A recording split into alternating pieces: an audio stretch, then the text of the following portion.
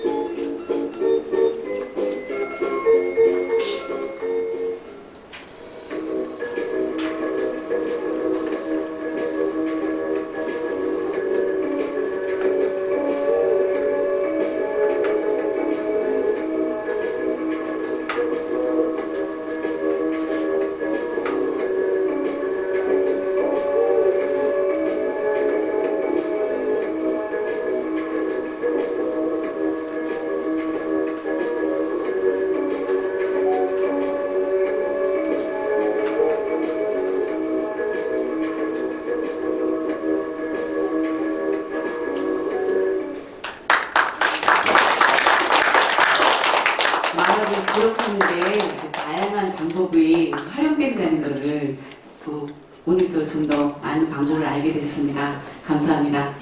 다음은 김재선 중구청장님의 인사 말씀이 있겠습니다. 죄송해요. 제가 와가지고 굉장히 뭔가 복잡해진 것 같아요. 사회도 보고. 여러분들 뭐 재밌으셨어요? 네. 제가 그냥 우리 마을 기록 하시는 분들이 발표를 한다고 해서 그 얘기를 들으러 왔거든요.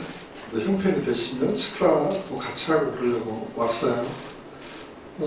기록의 의미나 과정들이 남들이 한 것을 보는 게 아니라 스스로가 해나가는 과정들을 마치셨으니까 더 많이 기록해보고 또 다른 사람도 함께 이런 일을 해볼 수 있도록 해주셨으면 좋겠습니다.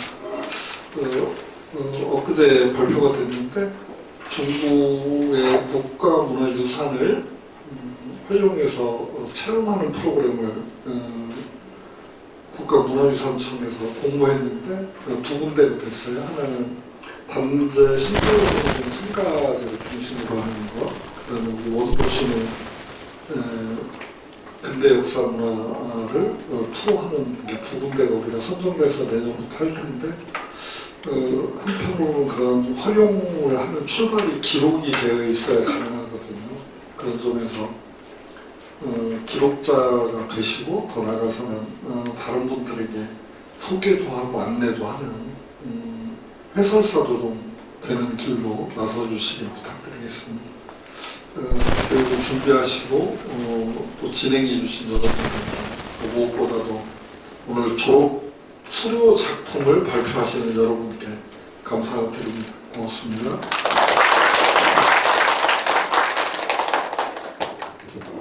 기록 연구 주제 발표 및 질의응답은 본 과정을 운영한 대전 문화유산 물림의 안요정님께서 진행해 주시겠습니다. 강선아 선생님 가나다 이름으로 해서 잘못도 그때는 윤지영 선생님 먼저 하는 거 맨날 소개 먼저 받았어요. 집재순 가나다 순이 있더라고요. 당황스럽습니다. 지금 순서대로 해야 됩니다. 저희 그 7월 23일부터 9회차에 걸친 중구마을 기록과 양성과정을 우리 중구의 평상습관의 도움으로 진행을 했어요. 아마 대덕구가 지금도 하고 있는데 그 지역 빼고는 아마 중구 자체는 처음이고 대전에서는 이제 사례가 많지 않은데 큰 예산은 아니지만 소중한 예산을 주셔서 저희가 중구 기록과에 도전해 볼 수 있는 그런 좋은 기회가 됐다고 생각합니다. 문제는 이제 향후에 이분들의 지속적인 활동이 중요하고 또 무엇을 기록할 것인지 늘 고민하고 있는데 저희한테 주어진 과제가 사실 많습니다. 그래서 오늘 점심을 먹으면서 고민을 더 많이 하실 것 같은데 우선 발표는 저희가 깊이 있는 준비가 되어 있다고 볼 수는 없고요. 교육 과정에서 마을 기록에 관련 의미나 그 다음에 향후에 그 기록이 단지 메모 그냥 메모로만이 아니라 이 기억이 기록될 수 있도록 하는 것을 교육 과정 속에서 배웠거든요. 그래서 그 부분을 각자가 고민해서 간단한 주제 하나씩 정했어요. 그래서 추후에 10월 말까지 좀 더 심화된 그런 자료를 준비하시기로 했고 우선은 5분 이내로 간단하게 가나다 순으로 발표를 하도록 하겠습니다. 자, 먼저 강성란 선생님 나오셔서. 죄송합니다. 제가 강의실에서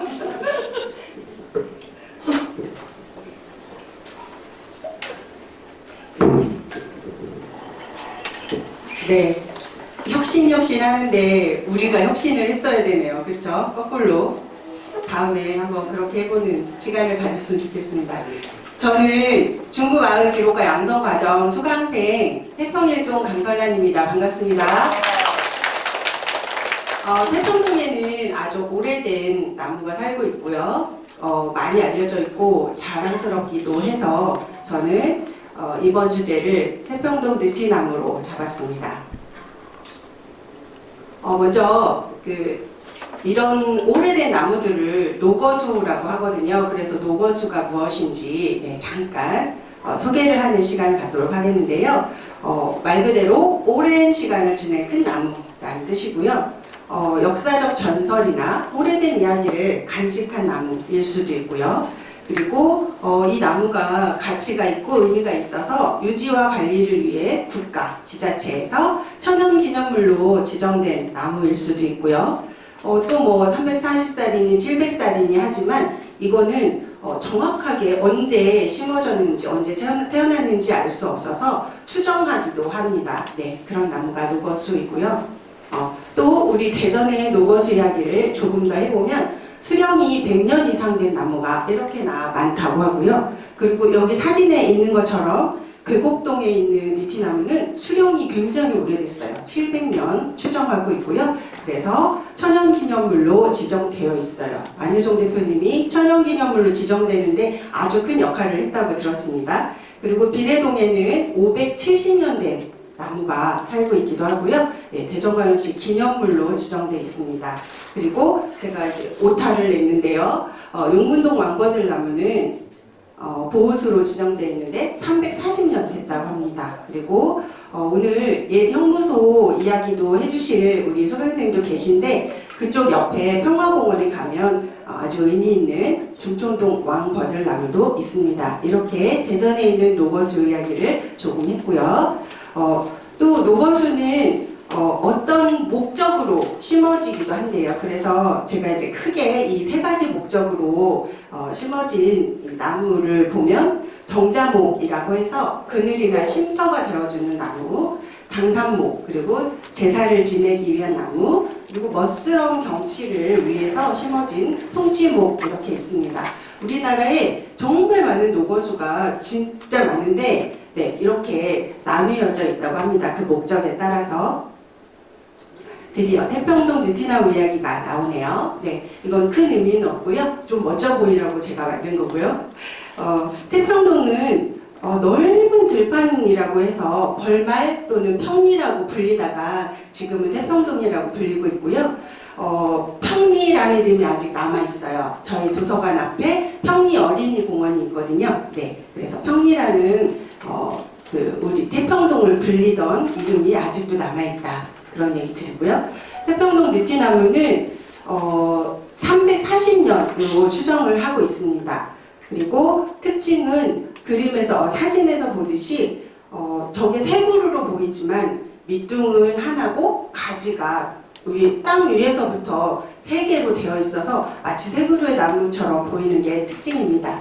그래서 이런 의미가 있는 나무이기 때문에 마을에서는 목신제를 지내기 시작했고요. 매년 정월 대보름, 1월 15일에 태평성대를 위해서 제를 지내다가 지금까지 이어오고 있습니다. 네, 제가 가진 사진이 2009년 2월 목신제 사진이 있더라고요. 네, 그래서 여기 넣어봤습니다. 지금하고는 사뭇 다른 주변 경관도 다르고 거기 그 나무 옆에 있는 경치도 다르더라고요. 네. 조금 이제 변화된 모습을 볼 수 있었고요. 태평동에는 마을 해설사들이 있어요. 그래서 버드네 아파트 화폐 근린 공원이라든가 유등천 탐사라든가 그런 마을을 돌면서 마을에 대한 해설을 해주는 그런 마을 해설사들이 활동하고 있는데 그 중에 한 프로그램으로 노거수 이야기 함께 하고 그리고 세 가지를 뜻하는 저런 활동지를 가지고 아이들과 나무에 대해서 알아보는 시간도 갖고요. 아이들이 몇 명이 서야 나무 둘레를 다 잴 수 있나 그런 것도 해보고 아이들과 함께 목신제도 지내보고 있습니다.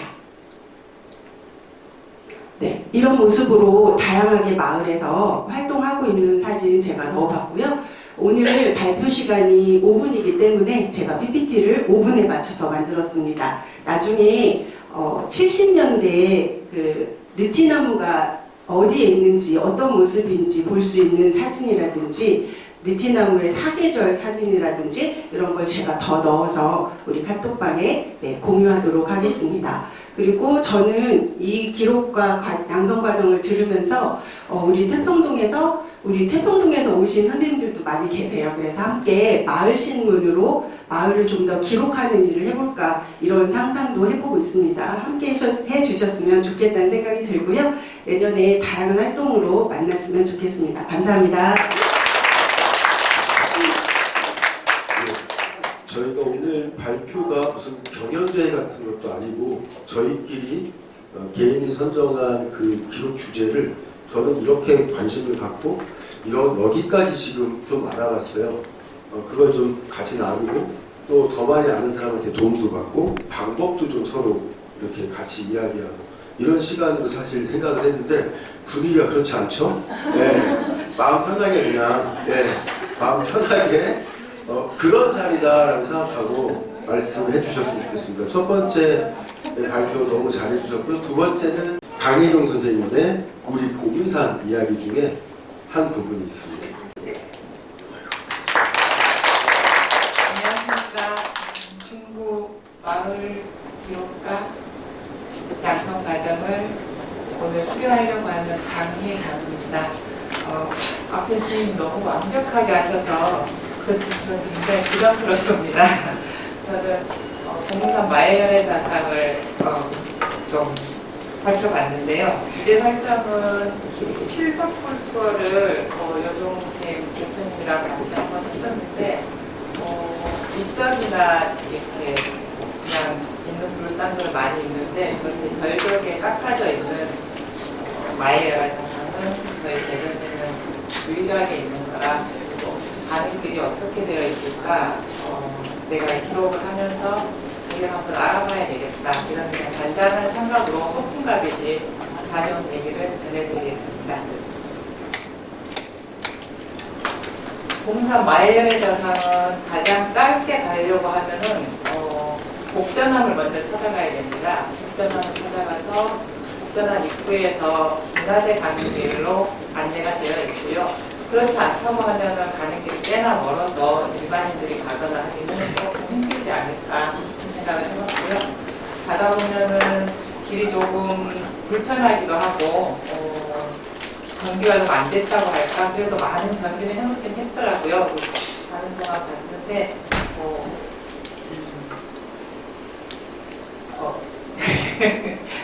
그냥 그 고즈넉한 산사의 기운을 복전하면서 받으면서 쭉 올라가다가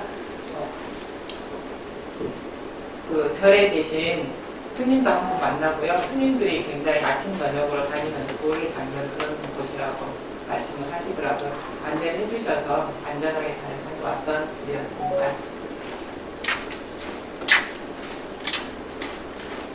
형태와 특징을 보면은 높이가 한 6m 정도, 폭이 6m 정도 되는 바위가 있습니다. 아주 높은 바위인데 보기만 해도 이렇게 굉장히 크다고 느껴집니다. 그 바위 위에 높이 한 3.2m 정도 불상이 세로로 새겨져 있습니다. 세로로 새겨져 있는데 옛날 사진을 찾아봤을 때는 저 불상 얼굴을 있는 부분이 아주 깨끗하진 않아도 저렇게 뭐 이끼나 지으리 같은 게 많이 없어 보였는데 지금은 조금 그런 부분이 있어서 앞으로 조금 청소나 뭔가를 좀 보존 관리를 해야 되지 않을까 이런 생각을 해봤고요. 마멸이 좀 심하다는 느낌도 받았습니다.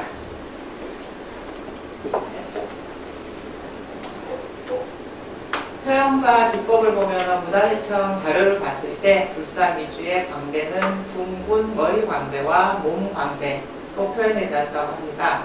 그리고 선으로 음각을 해서 내부는 점으로 쪼아낸 그런 느낌, 그리고 광대와 윤곽을 뚜렷하게 표현한 앉은 자세가 약간 불안해 보이긴 했는데 옷의 주름 같은 거, 귀 모양 이런 부분이 아주 잘 표현되어 있었고요. 고려 후기의 작품으로 추정된다고 합니다. 공산 마의 열의 자상은 약 10세기에서 12세기 사이에 조성된 것으로 여겨진다고 하시고 불교 신앙이나 예술을 대표하는 중요한 유산으로 당시의 종교적 분위기와 예술적 감각을 잘 보여주면서 공산이 비가 세다고 말씀들을 많이 하시고 별집이나 작은 안자나 별도 많이 있어서 그런 부분으로 봤을 때 이 부분도 여기서 암제 스님들이 도둑하시고 뭐 작은 구속신앙을 하시는 분들도 와서 많이 쓰신다고 말씀드렸습니다. 문화재적 가치는 오랜 풍화와 침식을 겪었음에도 불상의 형태와 세부 요소가 비교적 잘 보존되어 있어서 학술적 가치가 크다고 그러고요. 아까 말씀드린 대로 대전 지역에서 유일한 마애불, 마애불이 벽을 깎아서, 암벽을 깎아서 만든 마애불로 불교 조각의 특징을 잘 확인할 수 있어서 신앙을 하시는 분들 뭐 그런 쪽으로 많이 앞으로 많이 지금도 찾으시기도 하지만 더 많이 찾기도 하고요. 저희는 이제 문화재로서의 가치로 봤을 때 답사를 가거나 아까 현장님 말씀하신 것처럼 그런 자료를 가지고 여행 투어 이런 걸로 해서 계승을 했으면 좋을 것 같다는 생각을 했습니다.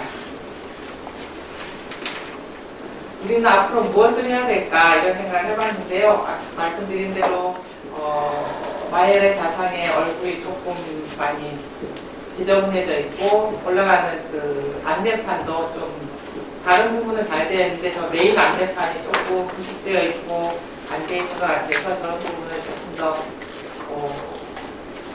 깨끗하게 만들고 보존하고 관리해야 되지 않을까 생각을 하면서 발표 마치겠습니다. 감사합니다. 저희가 오늘 발표하는 내용을 내실 때 기초조사 보고서라고 한 장짜리 간략한 정보를 함께 주셨어요. 지금의 수준은 그런 단계고 아마 10월 말 기대해야 될 것 같아요. 그 다음에 지금 발표하면서 이렇게 여러 가지 생각들도 담겨주셨는데 지금 대전의 유일한 마을인데 위에 그 클렉이 가서 이제 유기물들이 내려와서 호상 얼굴 부분이 굉장히 지금 훼손되어 있거든요. 이런 부분들에 대한 적절한 지적, 이게 이제 현장에서 정말 확인할 수 있는 건데 이런 것들이 관리하는 쪽에 잘 전달이 돼서 조치가 취해질 수 있도록 하면 될 것 같습니다. 지금 제가 이렇게 잠깐 말씀드렸는데 한 분까지 더 얘기 듣고 맨 마지막에 질의응답하면 부천사님 중간에 또 우리도 그렇고 할 얘기가 좀 있는데 잊어버릴 것 같아요. 그래서 중간에 끊어서 질의응답 할 수 있도록 하겠습니다. 예. 많이.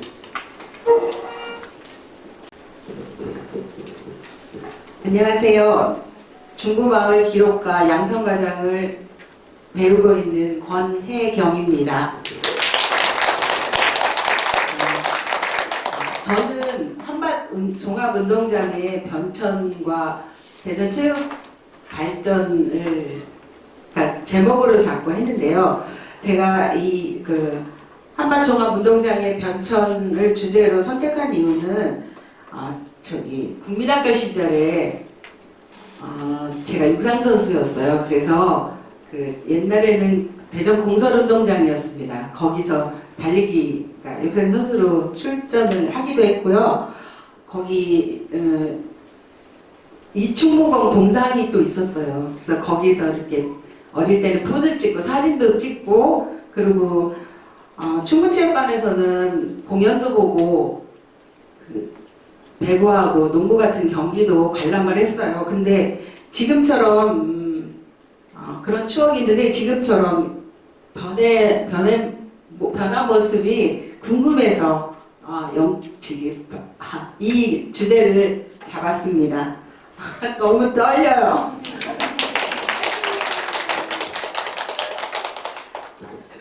제가 조금 버벅거려도 좀 이해해 주세요. 이거는 제가 한밭종합운동장의 역사를 처음 들어가면서의 사진 자료인데요. 이쪽에 대전공설운동장의 탄생이라는 그 자료는 2021년 한밭종합운동장 기록과 보고서에 대전 공설운동장의 탄생을 인용을 했고요. 그리고 그 옆에 있는 기사는 중도일보 기사인데요. 공설운동장 조성에 대한 기사가 난 것을 인용을 했습니다. 저는 일단은 먼저 설명을 먼저 시작했고요. 이렇게 보시면 1번, 2번, 3번 이렇게 해가지고 계속 나오는데 사실은 부제가 시민의 땅과 추억이 깃든 공간이에요. 그래서 한밭종합운동장이나 지금은 한밭체육관인데 옛날에는 충북체육관 그리고 수영장 같은 그런 그쪽에 있는 그런 시설을 어릴 적이나 제가 한 20대까지도 많이 이용을 했었어요. 그래서 그런 추억이 많아서 그 시민의 땅과 추억이 깃든 공간이라고 부제를 잡았습니다. 이거는 이제 새로운 변화가 있어서 시민 생활체육 같은 여가의 중심지로 바뀐 모습이고요. 다 보셨죠? 사진 자료를 보여드릴게요. 이거는 한밭 종합운동장이 체전에 그러니까 60년 감년체전을 전국체전을 하기 전에 이제 개축하려고 하는 모습이었어요. 이거는 아래에 있는 흑백 사진은 개축 전에 부시면서 한 모습이고요. 위에 칼라로 된 거는 건설 과정이고요.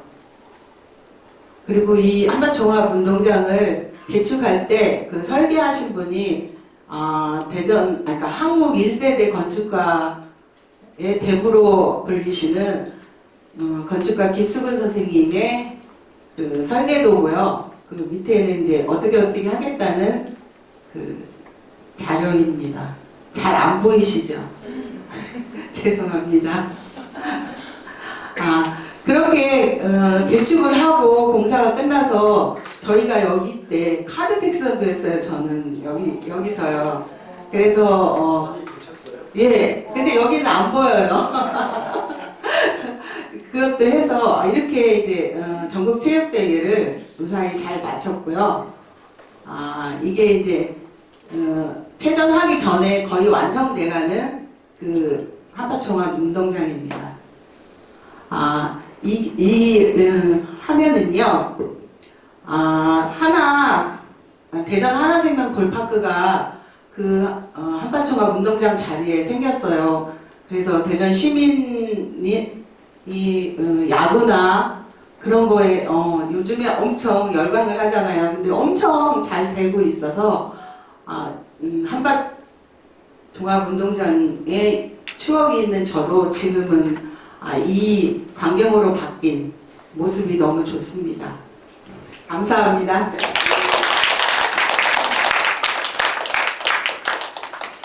자, 이렇게 세 분을 하셨는데 우리 이곳에 있는 모든 분들이 질문도 하고 그 다음에 발표한 거에 대한 간단한 조언이나 덧붙일 말씀 해주시면 되거든요. 혹시 세 분 발표에 대해서 하실 말씀 있는 분은 자연스럽게 그냥 목소리로 해도 될 것 같고 제가 그래서 그래서 되게 보문상 마애불이 되게 상당히 좀 그렇게 촬영하러 가는데도 도저히 여기 좀 다른데 그렇게 날씨가 안 좋으면 가기 힘들고 그런데 조사하면서 또 한 번 더 다녀온 적이 있으신가요?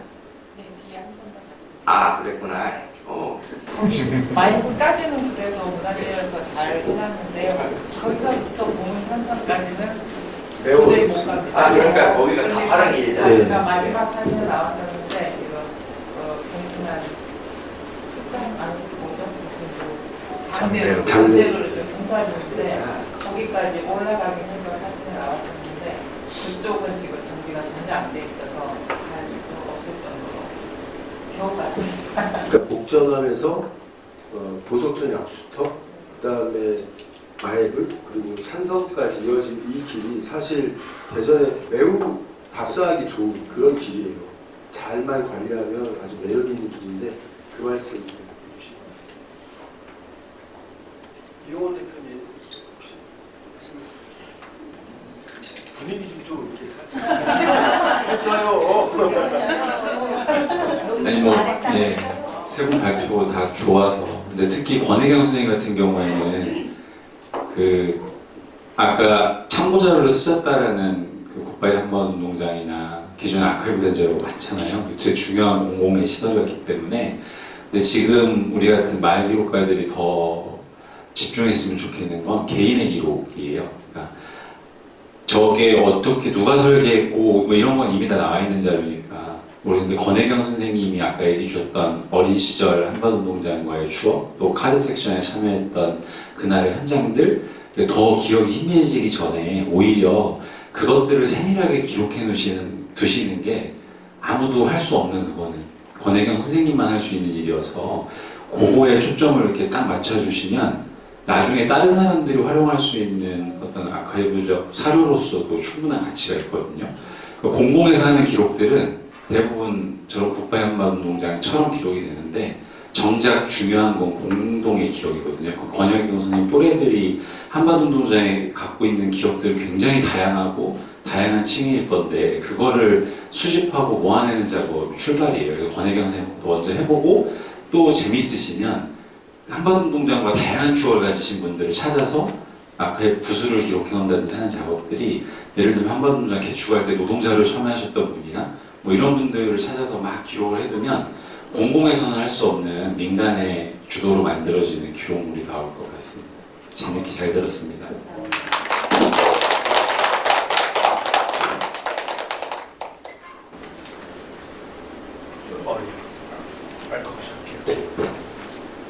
전문가 선생님들 계실 때 이제 현대 선생님 말씀처럼 권혜경 선생님이 하신 거 보면 그 당시에 그 한반운동장을 소개하는데 그런 이제 부분 그러니까 이제 저는 카드 섹션을 들으니까 저도 그 세대거든요. 근데 지금 친구들한테 카드 섹션 하면 그냥 이루어진 줄 아는데 사실은 뭐 아시다시피 거의 1년 한 6개월은 오전 수업만 끝나고 끌려갔었고 그 다음에 카드 섹션 하다 틀리면 그거 어떻게 찾아내는지 이런 거 아무도 몰라요. 설사 그 시대에 살았어도 그걸 해보지 않았으면. 그래서 저희가 감년체전이라는 이유 때문에 카드 섹션이 굉장히 빡셌었는데 이 지휘하시는 선생님이 거울 있죠, 거울 갖고 있다가 틀리면 그걸 딱 비춰요. 그러면 어디서 날아오는지 날아와가지고 한 대 조박치거나 아니면 지천구 먹고 맞잖아요. 그런 것들이 있었는데 그렇게 말씀하신 것처럼 세분화돼서도 기록할 수 있는 그런 것들이 불과 뭐 몇 년만 더 지나도 큰 역사가 되지 않을까. 그리고 또 재미있는 어떤 뭐 드라마의 소재라든가 아니면 어떤 다시 재현해보는 이런 것라든가 지금 SNS에 그런 것들이 굉장히 많이 하고 있잖아요. 그런 거에 대한 저희가 좀 더 공부를 더 많이 해서 그런 쪽에 좀 신경을 써보면 어떨까 하는 생각을 해봅니다.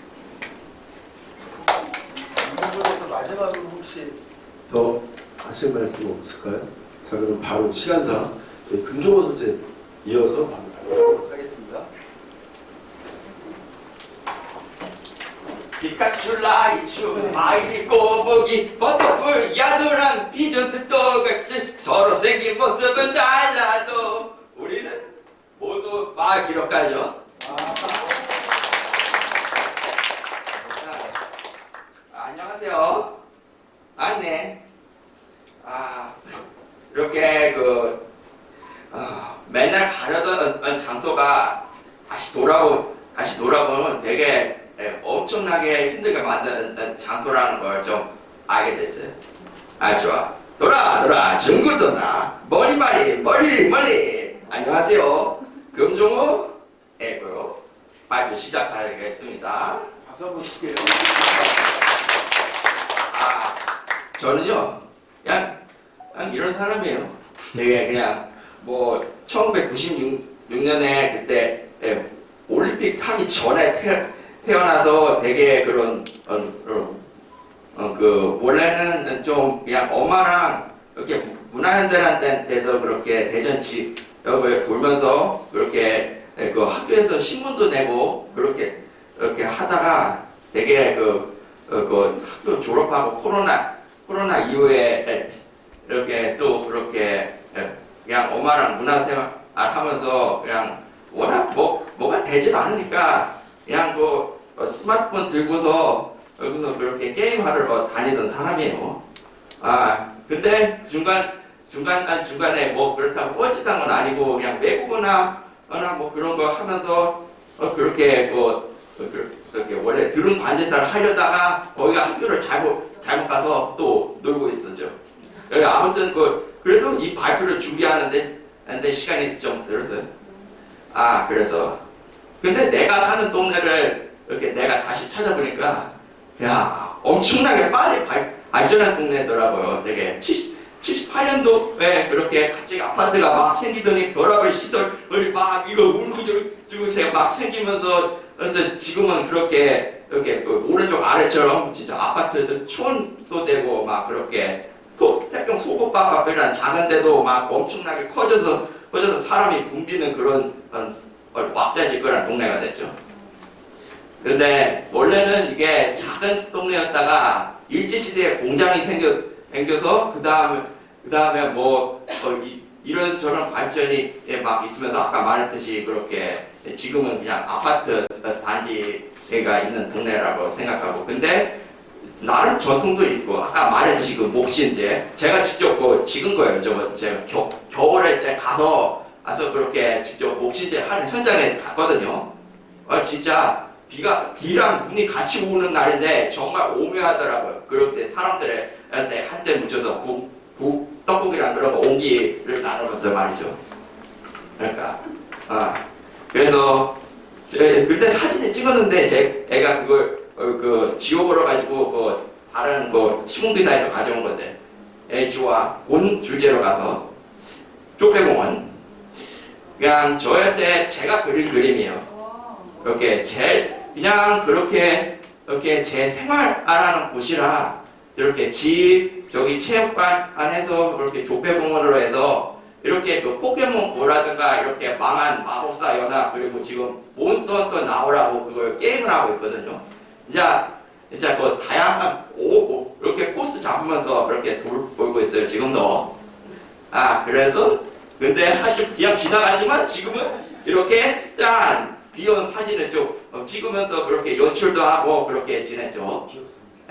그래서 근데 이게 족배공원이 왜 만들어 놓은가라고 거기 바닥에 찾아봤는데 여기가 옛날에 되게 풍수지리적으로 좋다고 그렇게 우리나라랑 미국 사람들이랑 그렇게 알아보고서 정한 데라요. 그런 걸 되게 근데 이때는 그냥 터만 세워졌었어요. 그러니까 58년 8월 28일 기사에 이렇게 아무튼 이렇게 청정 지역이어서 되게 좋아서 했는데 근데 지금 그렇게 조각공원이라는 걸 세워진 거는 그냥 어떤 의원님이 그렇게 아이디어를 내서 그렇게 마을 사람들이랑 두루두루 한 그러니까 반짝 사업이에요. 쉽게 말해서 그냥 그 아파트 단지에 뭐 있나 하고서 그렇게 조사해 보니까 이게 있더라 해서 그냥 거기다가 공정 같은 거 세우고 그러면 사람들이 그런 걸 와서 볼 것이다라고 그래서 제가 이 김경훈 의원을 찾아서 인터뷰를 하려고 그랬는데 지금 보다시피 오리무중이시더라고요. 그래서 되게 거기 당시 청장 그렇게 당사자 다 찾아봤어요. 몇 주 동안 아무도 없어요. 그냥 거의 이 조각동원 자체가 진짜 그림자만 남은 거예요. 아무 그렇게 그냥 거기 심지어 조각가분도 지금은 활동을 안 하고 계셔서요. 그 16년째. 그래서 근데 아까 터만 했다고 그랬죠. 그래서 정부가 2번이나 바뀐 대로 이렇게 족배공장이 드디어 세워져서 이렇게 원래 그렇게 종이에만 단순하게 인쇄만 하던 걸 그런 정식적으로 기계를 통해서 지금의 화폐가 만들어진 거래요. 그래서 근데 그 이후에 그렇게 목표 위조 사건 같은 게 났다고 그래요. 64년에 67년으로 잠깐 3년 뒤에요. 이게 당시에 엄청난 규모의 목표 위조 사건이었거든요. 그러니까 이게 이 목표예요. 성적과 신종 목표라고 미국에 원래 수출하려고 그랬었는데, 근데 그걸 어떻게 알고서 서울 사람들이 이걸 정보를 갖다가 위조를 한 거예요. 근데 그걸 묻고 묻고서 그렇게 조사를 해서 이거 딱 보니까 대전 족배공사에서 위조래. 그래가지고 다 그렇게 어디서 했냐 하고서 잡은 거예요. 엄청난 사람들이 잡혔죠.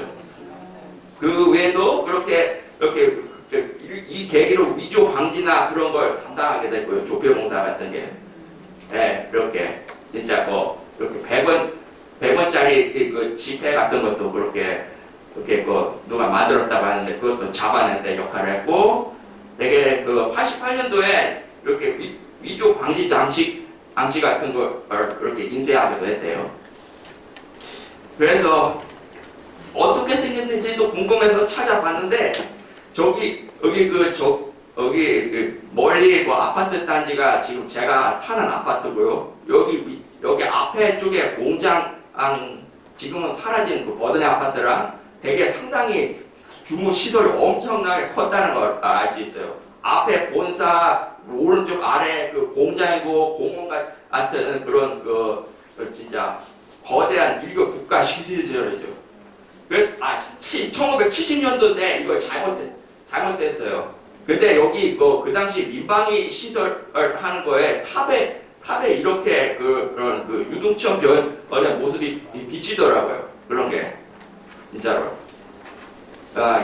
이렇게 확실히 조폐공사가 1급 국가 시설인 만큼 이렇게 사람들 모르게 보안도 하고 나름 그렇게 신경을 쓴 곳이다라는 걸 알게 됐죠. 이게 그 대전에서 최초로 찍어낸 돈이에요. 세종대왕 100원. 아까 그 위조한 돈 있다고 그랬죠? 그게 이거예요. 네. 1980년까지 그렇게 찍어내다가 그렇게 지금 박정희 정부에서 만들어낸 500원짜리 지금 이거 가지고 있는 사람은 진짜 역사적인 분이죠. 그리고 지금 현대 화폐를 다 이렇게 역사가 엄청나게 길은데 100원, 1000원, 만원 많은데 지금 대전에서 그걸 다 찍어낸 거예요. 지금 현대 5만원 빼면 이걸 정립한대요. 그렇죠. 그래서 이걸 조사하는데 어마어마한 시간과 인구를 걸렸다는 그런 그걸 되게 스톱모션으로 만들어냈죠. 진짜 바쁘게 뛰었어요. 어딨나 하고. 근데 안 보여. 그냥 혼자서 섀도우 복싱 하면서 뻘짓한 걸 그렇게 남겼어요. 진짜. 그래서 근데 지금은 또 이렇게 조각공원 말고도 그렇게 근린공원이라고 해서 옆에 노인 대학이나 그렇게 게이트볼 같은 것도 또 조각공원에 만들어내면서 이게 연계가 됐거든요. 근데 노인회랑 그렇게 게이트볼 어르신들한테도 그렇게 구슬을 부탁하려고 그랬는데 그쪽에 교회나 그런 시설이 많이 가가지고 경계심이 엄청나서 받지는 못했죠. 그래서 근데 딱 한 곳은 받았어요. 하마홈셀 체험학관이라고. 여기도 나는 그렇게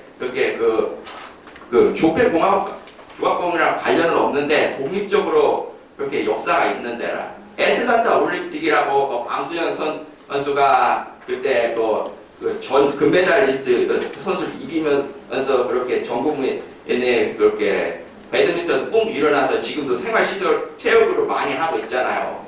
그래서 대전에도 그렇게 생활체육시설이 그런 게 최초로 생겼다고 그렇게 들었어요. 이제 안에는 요런 모습인데 약간 그래서 할머니 예쁜한테 거기 운 좋게도 그런 걸 구해왔죠. 되게.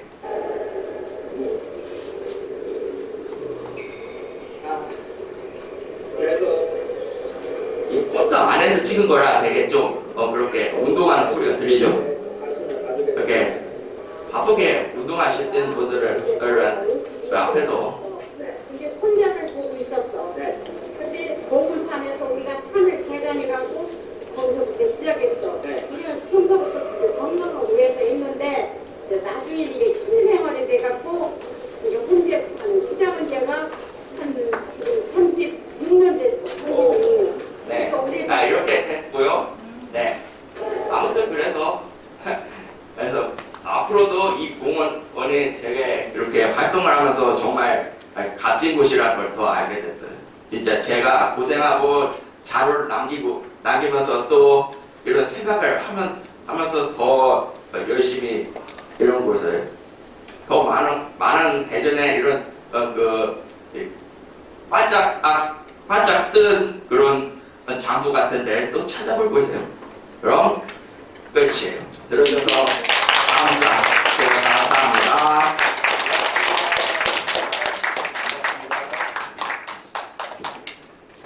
자, 아주 즐거운 발표였어요. 자, 이제 5번째 김혜준 선생님의 태평시장 듣도록 하겠습니다. 안녕하세요. 중구 마을 기록과 양성가정 발표 주제로 생활관 전통시장의 어제와 오늘 태평시장 발표를 하게 된 김예진입니다. 제가 태평시장을 주제로 선택한 이유는 집과 가까운 자주 가던 곳이긴 한데요. 그동안 장만 보는 공간이었는데 관심을 사실 깊게 두진 않았거든요. 근데 마을 기록과 과정을 통해서 태평시장을 새롭게 바라보게 됐습니다. 그래서 시장에서는 단순히 물건만 있는 게 아니라 세대를 잇는 상인들의 이야기와 주민 공동체의 정, 그리고 시대 변화 속에서 발전한 노력이 담겨 있다는 걸 알게 됐습니다. 그래서 바로 시작을 해보겠습니다.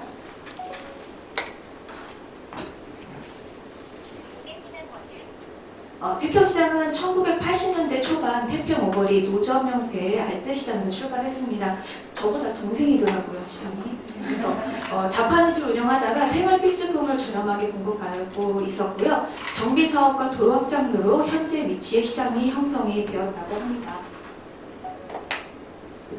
초기에는 주택, 골목 자판 위주로 시장이 형성되었었고 1994년도에 제가 기사를 한번 찾아봤는데 저게 제일 오래된 기사더라고요. 그래서 생활의 전통시장으로 소개가 됐고 2006년에는 전통시장으로 정식 인증을 받았습니다. 2007년부터 2008년에는 시장이 현대화되면서 아케이드, 주차장 중고, 화장실이 생기기도 했습니다. 2008년에는 독도사랑 캠페인 세일과 상인대학 운영으로 시장 경쟁력이 강화되었고요. 2016년에는 청년 창업을 지원하는 태평청년 마디길이 조성되었습니다. 현재는 청년들은 다 떠난다고 해요. 아쉽지만. 네. 현재는 이제 약 155개의 점포와 130여 명의 상인분들이 활동을 하고 있고 대전 중구를 대표하는 생활형 전통시장으로 자리매김을 하고 있습니다. 이 태평시장의 자랑 중 하나는 100년 소고기로 인증된 기름집인데요. 이대째 며느리 분께서 45년, 지금 현재 45년째 운영을 하고 있습니다. 아버지 세대부터 지켜온 정직, 믿음, 품질의 철학이 지금까지 이어지고 있고요. 앞으로 3대째도 계승되기를 바라는 마음으로 담고 있다고 하세요. 그래서 세대를 잇는 전통의 시장 가치를 더욱 높여주고 있는 태평시장이었습니다.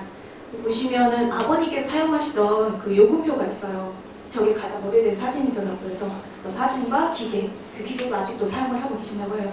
그 기계가 고장이 난 상태인데 아버님께서는 그 기계 소리로 하지 않으시고 직접 손으로 만지면서 아 이때다 그 볶음 정도를 그렇게 손으로 느끼셔서 하고 있는데 며느리분께서도 그걸 그대로 지금도 하고 계신다고 해요. 하십니다. 태평시장의 브랜드인데요. 단순히 물건을 파고 사는 것을 넘어서 자체 브랜드를 만들고 있었어요. 태평 이래라고 막걸리인데요. 이 시장만의 상징을 담아서 상표 등록까지 마쳤다고 합니다. 그래서 일주일에 한 번씩만 생산을 하고 있고 태평시장에서만 구매할 수 있는 독점 브랜드라는 점에서 태평시장의 차별성과 자부심을 보여주고 있습니다. 태평시장은 이제 다양한 이벤트로 활기를 더하고 있는데요. 대표적으로 2013년에 시작한 100원 경매가 있습니다. 올해로 13년째 이어지고 있는데요. 저렴하게 물건을 구매하고 수익금은 이웃돕기에 쓰이면서 의미 있는 행사로 지금 진행되고 있는데 최근에 제가 다녀왔는데 실제로 100원에 낙찰되는 경우도 있고 10,000원짜리 금액이 11,000원에 되는 해프닝이 일어나는 경우도 있었습니다. 다 이제 이웃돕기에 쓰이는 경우라서 다들 재미있게 참여하셔서 진행을 하고 있었어요. 또한 이번에 이제 다고이 야시장이라고 해서 캠핑 분위기 속에서 고기랑 해산물 이런 걸 직접 구워 먹는 행사도 진행됐고 이곳에서는 이제 아이들하고도 체험할 수 있고 이제 어른들도 체험할 수 있는 만들기라든지 노래방 이런 행사도 진행되고 있어서 가족분들이나 아니면 이제 많은 분들이 오셔서 즐길 수 있는 그런 이벤트가 진행되고 있었고요. 최근에는 해철별 소비촉진 그 행사가 있어서 장바구니 카트 증정이나 온누리 상품권 추천 등이 진행되고 있었습니다. 그리고 가장 최근에 열린 태평 마을 이제 청소년 볼링 대회가 있었고요. 이 볼링 대회를 마련해서 지역 공동체 연결을 강화하고 있었습니다. 태평시장은 전통과 현대가 공존하는 생활한 전통 시장입니다. 브랜드와 이벤트 그리고 사람들의 이야기가 살아있는 공간이고 무엇보다 주민과 함께 만들어가는 공동체 중심의 시장이었습니다. 저에게 이번 조사는 가까이 있었지만 관심 갖지 않았던 태평시장이었는데요. 태평시장을 다시 보게 되는 소중한 경험이기도 했습니다. 앞으로 시장의 이야기와 가치를 기록하고 알리면서 지역과 함께하는 마을 기록가로서 더 많은 활동을 이어가고 싶습니다. 이상으로 발표를 마치겠습니다. 감사합니다. 자, 고맙습니다. 바로 이어서 유창원 선생님도 서대전역. 안녕하세요. 반갑습니다. 잠시 후에 중구 마을 기록가가 되는 유창하라고 합니다. 제가 어떻게 하다 보니까 앞으로 5분, 뒤로 5분 해서 가운데 이제 좀 더 미화시켜서 얘기하면 핵심 멤버라는 얘기죠. 제가 준비한 건 서대전역인데 사실은 이거 제가 처음 시작할 때 주제를 정해놓고 저랑 같이 하실 분 이렇게 했는데 아무도 같이 안 해주셨어요. 그러니까 제가 같이 하자고 한 이유는 사실은 지금 5분 발표한 거 보셨지만 저렇게 아이디어와 생각과 그 다음에 정리되어 있는 것들이 제가 이 말로는 자신인데요. 이게 글로 쓰는 게 조금 약해가지고 그래서 같이 하고 싶었거든요. 그랬는데 같이 안 해주셔서 조금 갈팡질팡했어요. 서대전역의 경제적 가치를 하고 싶었는데 경제적 가치로 환산되어 있는 것들이 거의 없어가지고 이제 주변, 그 다음에 이제 현재의 모습과 앞으로 미래의 어떤 발전 상황 이런 거에 대해서 중점적으로 하게 됐습니다. 서대전역은 어느 나라든 어느 때든 보면 어떤 발전의 그 앞뒤, 그러니까 이전과 이후인데 서대전역은 사실은 대전 발전의 전과 후다까지는 얘기를 못하지만 이쪽, 이 중구라든가 그러니까 이쪽 역세권 개발이라든가 이런 거에 지대한 영향을 미쳤고 저 열차가 그러니까 철도가 깔리면서 주변에 군시설이라든가 여러 가지 시설들이 그 철도의 대량 수송 이런 부분들을 이용하는 그런 차원에서 아마 서대전역이 굉장히 좋은 위치에 있고 자리를 잡은 게 아닌가 싶습니다. 그 1914년에 보통역으로 영업을 시작했고요. 호남선의 실질적인 시작점이라고 봐야 되는 게 맞는 것 같아요. 예전에는 대전역으로 해서 돌아서 열차가 왔었는데 지금은 이제 그 조차장이라는 곳에서 다 갈라지기 때문에 그리고 이제 90년대 이후부터 이제 주변에 이제 뭐 주거라든가 상업적인 것들이 발전하기 시작을 했고요. 그 교통 현재의 가치를 보면 이제 교통 그러니까 그 이쪽 그러니까 중구 쪽이라고 할까 아니면 상암북권 근데 이쪽에는 현재 저 열차 말고는 그 서부터미널도 어디 임명구청에 적고 해서 굉장히 그 교통 인프라로는 별로 나쁘지 않느냐. 그리고 또 이런 것들이 그 영향을 좀 미쳐서 그런 건지는 모르겠지만 그 서대전역이 어느 정도 굉장히 커가는가 싶더니 이 KTX 정차하는 문제 때문에 다시 주변 상권이 살았다가 굉장히 주변 분들이 그 고통을 겪는 부분들이 좀 있더라고요. 이제 주요 인프라들이 대형마트가 이제 서대전역 주요 상권으로 보면 대형마트 중에 이 코스트코가 굉장히 일찍 입점을 했어요. 근데 이게 원래 프라이스 클럽이라는 걸로 있었는데 잠깐 이쪽에 여담을 말씀을 드리면 KTX가 개통되면서 아마 여승무원을 뽑았던 거 다들 기억하실 거예요. 근데 그 여승무원들이 우리가 생각하는 기존의 어떤 뭐 버스나 안내양 뭐 이런 개념이 아니고 항공사 승무원 버금가는 경쟁률과 미모와 그 어떤 이런 걸 갖춘 출중한 분들이 선택이 됐는데 그게 이제 굉장히 불협화음을 일으켰었죠. 그런데 이 코스트코에 그 승무원들 사이에서 코스트코가 싸다. 그런데 그 당시에 코스트코가 전국에 몇 군데 없었는데 이 서대전역하고 가깝다 보니까 그 승무원들이 쇼핑을 굉장히 많이 왔었어요. 이제 그런 여담이 있을 정도로 서대전역에 그런 어떤 주변 상권이 이제 영향을 미쳤겠죠. 쇼핑을 오게 되면 식사도 하게 되고 주변에 어떤 그 대전 전체적인 뭐 관광이라든가 이런 것도 했을 것 같고요.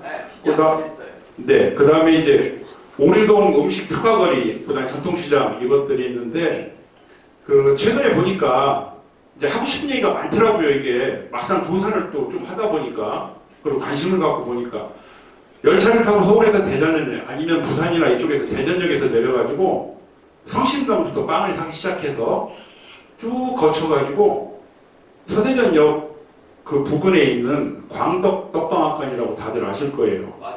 거기 와서 빵까지 사들고 서대전역 가서 열차를 타고 서울로 가는 이런 모습들이 굉장히 많이 목격이 되더라고요. 그런데 이런 것들도 아마 향후에는 상품화가 되면 좋지 않겠나 하는 이런 생각을 하고요. 아까도 말씀드렸지만 서대전역의 경제적 가치는 수치로 나와 있는 거는 제가 조사한 거는 없어요. 근데 누군가가 조사하면 나올 수도 있겠죠. 그런데 제가 보기에 이 경제적 가치를 단순하게 아마 계산하기가 어려워서 이렇지 않았나 싶기도 하고요. 이 역세권이라는 것이 원래 개발이 되면 부동산이라든가 그다음에 상권이라든가 굉장히 이득을 보는데 최근에 재개발이 너무 많이 돼서 향후에 아파트가 좀 남아돌지 않을까 걱정을 하지만 그 전까지는 제가 안 해도 될 것 같고 어쨌든 서대전역이라는 것 때문에 이런 것들이 발전을 하고 있다. 이렇게 보시면 될 것 같고요. 주변에 이제 재개발된다는 얘기, 문화동, 유천동, 태평동 뭐 이럴 때 지금 재개발 안 되는 데가 없어요. 그 서대전역이 경제적 가치에 대한 그 뭐 구체적 수치는 없지만 누가 봐도 역세권은 발전이 될 것이다. 그다음에 좀 트램이라든가 이런 것들이 같이 이렇게 해서 아마 트리플 역세권이라는 표현을 쓰더라고요. 그런 것들이 대전에서 최초로 이쪽 중구 쪽 내에 있으니 이런 것들을 잘 활용하면 교통 허브로서의 의상도 강화될 거고 부동산가치 향상, 그다음에 상권, 주변 상권뿐만 아니라 중구 나아가서는 대전의 상권에도 큰 영향을 미칠 것으로 봅니다. 제가 이거 조사를 사실은 하게 된 이유는 제가 76년에 대전으로 이사를 왔는데 그때부터 호남선 이전을 한다고 그랬어요. 그러면 호남선을 이전을 하면 서대전역이 당연히 이사를 가겠죠. 그래서 서대전 하고 듣고 살다 보니 이 양승호 과정을 하면서 여기는 굉장히 다른 얘기들이 있겠구나. 근데 오늘 더 많이 느낀 건 이게 서대전역이라는 주제를 정했어도 서대전역 자체에 대한 얘기도 있겠지만 그가 얽혀있는 아까 뭐 제가 여담처럼 말씀드린 KTX 승무원들이 코스트코에 쇼핑을 왔고 코스트코가 사실 이전을 하려고 했다가 이전을 안 했고 뭐 이런 얘기들부터 해서 뭐 떡방앗간에서 왜 빵을 팔기 시작했는지 이런 것들 자체만으로도 충분히 내용이 될 것 같습니다. 그래서 과정을 했고요. 제가 현재 그 중구 수장이신 김대성 청장님께서 이렇게 관심 가져주시고 시작하는 날 저보고 그러셨어요. 이제 이런 쪽까지 하시려고 하냐고. 예, 제가 이런 쪽까지 하려고 합니다. 그러니까 앞으로 저희 아까 금종 선생님이 얘기한 것처럼 다 다른 얼굴이지만 똑같이 양성과 과정을 공부하고 이걸 하고 싶어 하니 앞으로도 많은 지도 편달과 후원 그리고 오늘 같이 참석해 주신 수많은 공무원님들 너무 죄송하고 감사드리고 합니다. 고맙습니다.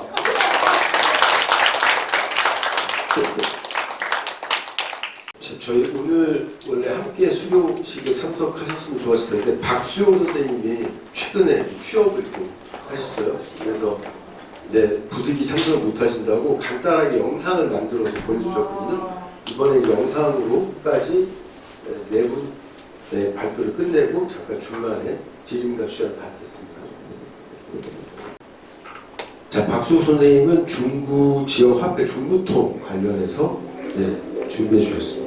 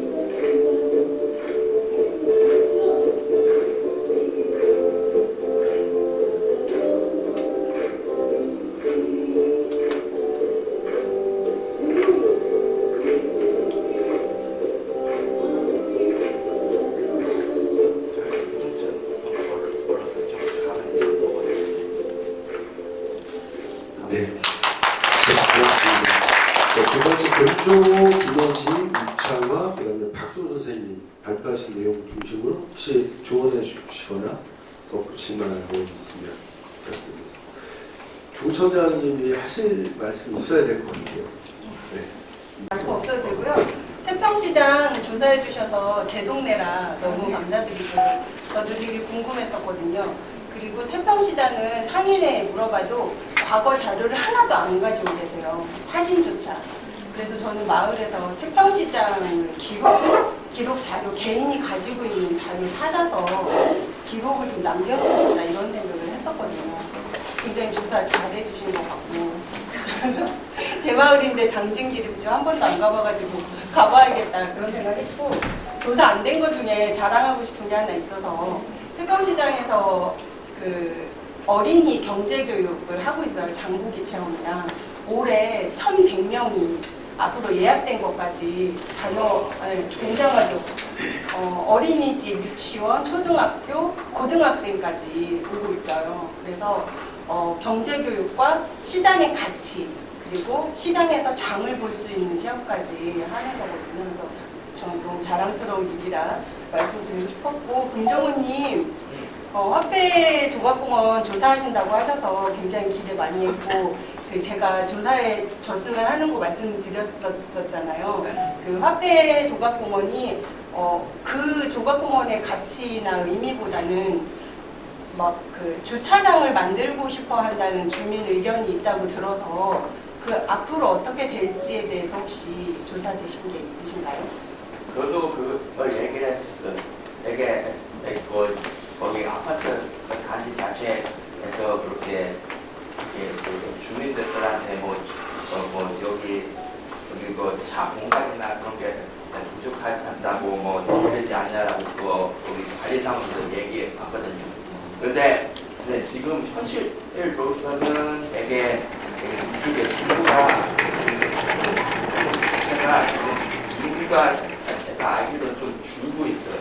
되게 다른 지역으로 그렇게 좀 유입이 되고 솔직히 거기 아파트 자체도 되게 입지가 좋긴 하지만 이게 아무래도 여기 새로운 사람들이 정착하기엔 보통 서구나 유성구에 좀 하는 경우가 많고 중구 쪽에는 되게 신혼부부가 오는 경우가 많아서 그리고 심지어 좀 버든의 아파트도 신혼이 시작하기에는 값이 좀 있기 때문에 옆에 상고 아파트나 그런데 좀 다른 데 가기 하거든요. 그래서 별로 걱정 안 해도 될 것 같아요. 이야, 태평양에 대해서 모르시는 게 없어요. 감사합니다. 입지의 부동산의 가치나 연령대까지는 다.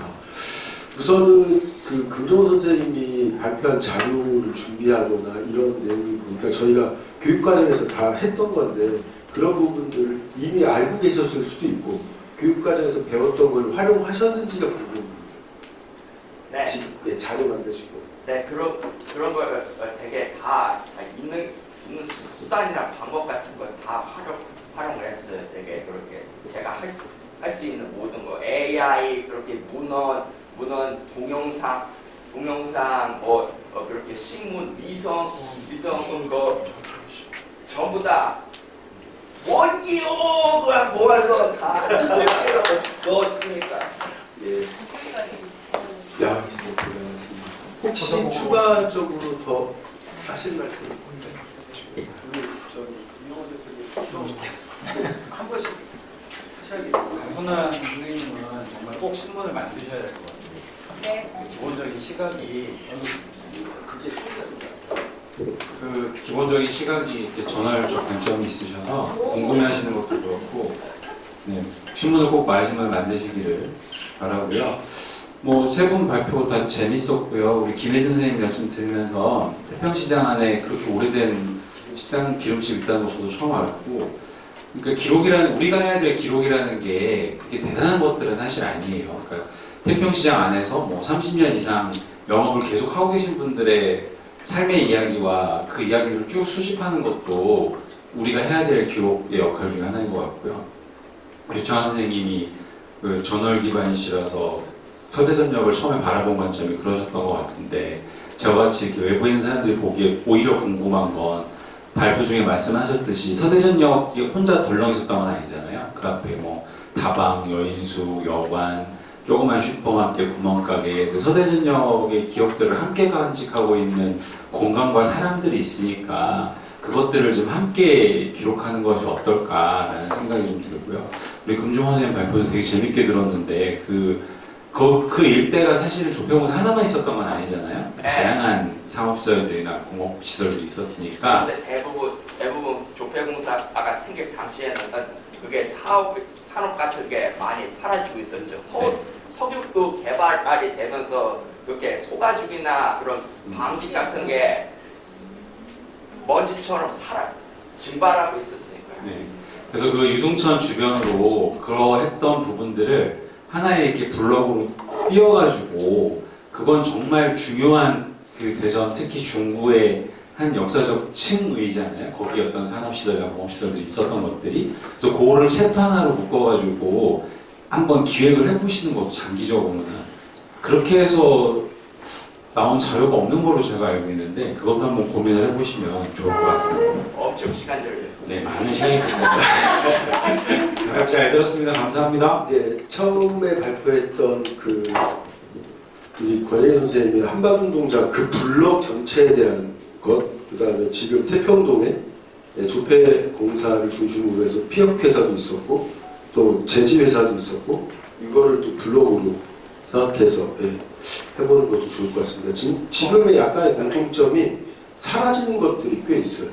여러분들이 오늘 발표 중에도 보면 뭐 고려시대부터 잘 보존되어 있는 것도 있지만 보면 사라지는 것들이 있고 중구가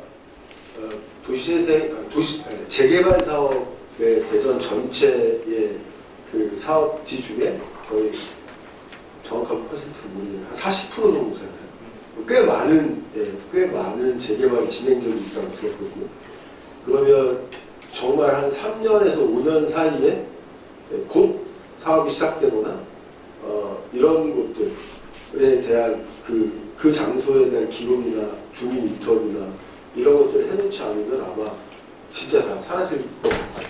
그래서 그런 거에 대한 고민도 필요하지 않을까. 그리고 우리가 강의할 때 얘기했던 타 지역 사례인데 창원에는 흔적 보존 계획이라는 걸 세워서 사라진 것들에 대한 흔적을 보존하고 거기에 살았던 주민들의 이야기도 기록하는 이런 활동이 있다고 말씀드렸잖아요. 대전에서도 우리가 어떻게 그 길을, 그 방법을 좀 찾아야 할지 고민이 좀 되는 겁니다.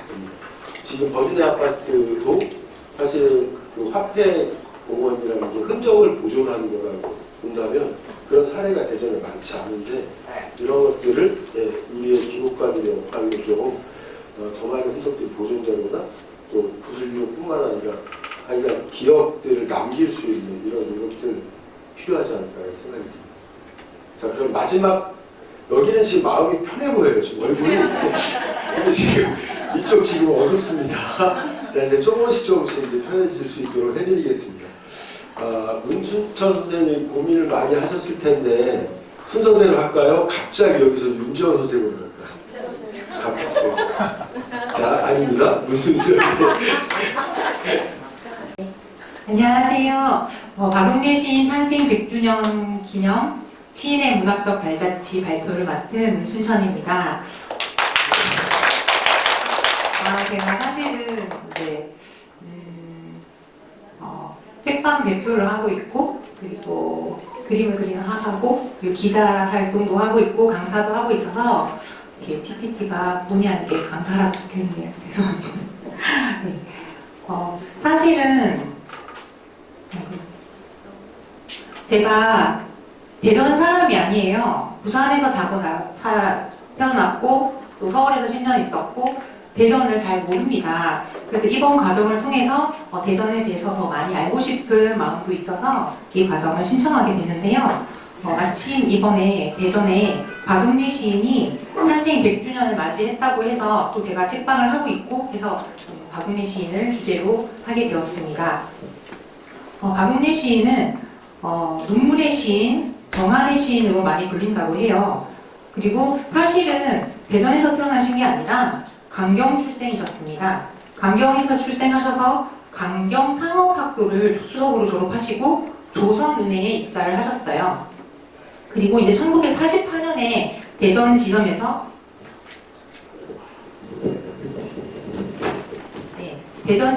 근무한 것을 계기로 해서 대전과 인연을 맺고 문학의 뜻을 두면서 해방 후부터 시쓰기에 전념하셨습니다. 그리고 1955년에 현대문학을 통해서 등단을 하셨어요. 그리고 박용래 시인은 이제 교통사고가 나셨는데요. 그 후유증으로 사망하실 때까지 오로지 시만을 쓰시면서 살았던 순교자적 시인으로 불리십니다. 그리고 그 당시가 한국 사회가 급속한 도시화를 겪고 있던 그런 시기인데도 불구하고 남들이 관심을 갖지 않는 소박하고 일상적인 풍경 속에서 삶의 애잔함과 아름다움을 담으셨다고 합니다. 지금 중부 책축제가 진행 중인데요. 중부 책축제에 가면 오류동의 동전이라는 이 시가 부스로 마련되어 있습니다. 한번 같이 읽어보겠습니다. 오류동의 동전, 박용래.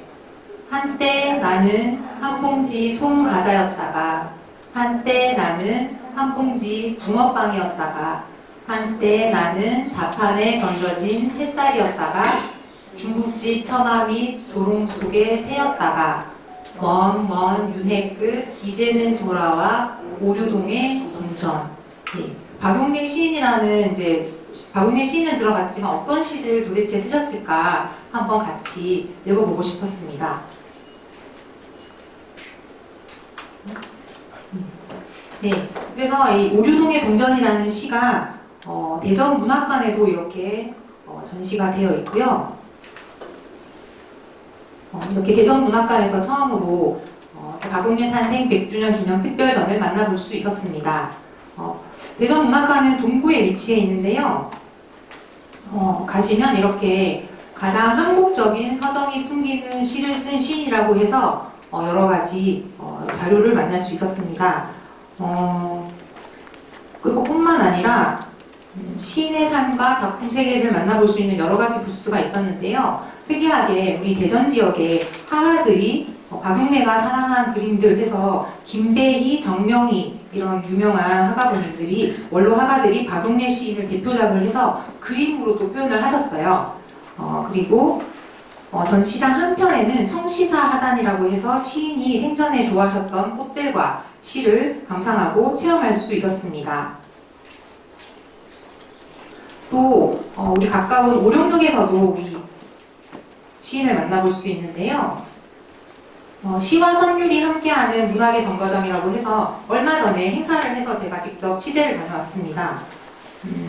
그날 행사는 문학 콘서트 형식으로 진행되었는데요. 박용래 편전을 펴낸 고려대학교 고형진 명예교수와 손미시인, 저기 여자분이 손미시인이시거든요. 손미시인의 대담이 진행돼서 등장됐고, 또 싱어송라이터이시자 시인이신 신남영 시인께서 박용래 시를 가사로 해서 작곡한 노래를 직접 들려주시기도 하셨습니다. 그래서 지금 문학관 보셨고, 오룡역 보셨고요. 그 다음에 이제 청시사가 있는데요. 청시사는 시인이 1944년에 조선은행 대전 지점에서 근무하시고 대전과 인연을 맺은 이후에 쭉 이제 이곳에 문학의 뜻을 두고 시쓰기에 전념하시면서 오래 머물렀던 서재가 있는 곳입니다. 그 앞에 감나무를 심고 청시사라는 이름을 붙인 지터가 남아 있는데요. 지금 그 터에 위치한 공영 주차장 벽면을 청시사 이미지 이렇게 벽화를 그리고 박용래 시인의 시하로 새롭게 단장돼서 우리 시민들이 만나볼 수 있게 조성되어 있습니다. 그래서 이제 아까 오룡역 했고 청시사 보셨고요. 그 다음에 청시사가 이렇게 조성되어 있습니다.